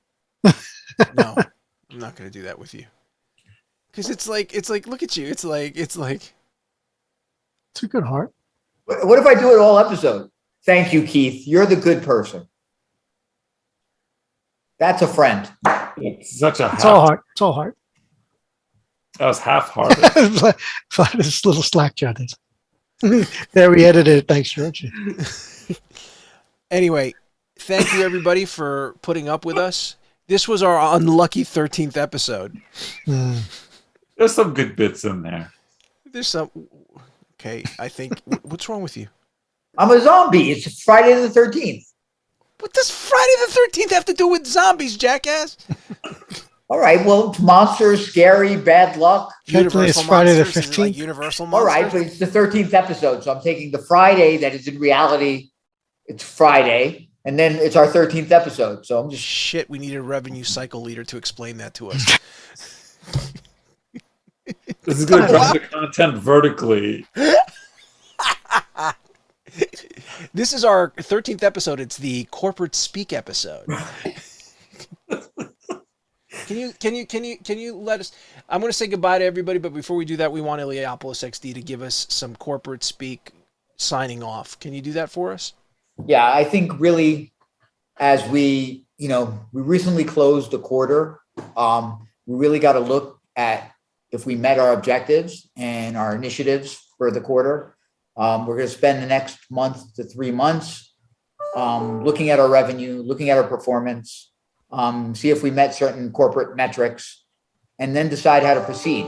I think we'll look at our staffing, we'll look at our content library and see what content works for us, what didn't work for us, probably use some tracking tools in our toolkit. Vlad, you're very good at that kind of stuff. So, if you get working on that, George, if you could go whore yourself out on a corner somewhere and make some money for us. Keith, you're the good person in the group. So any funds that we get should probably go to you directly to continue the good spirit and happiness and teamwork you bring to this organization. So thank you very much. I'm glad you picked the guy with the biggest dick to be the whore. Thank you. All right. Good night, guys. Good night, everybody. Take care, everybody. We'll see you guys See you next next week, guys. Like and subscribe. We love you. Okay? Some of you. Take care.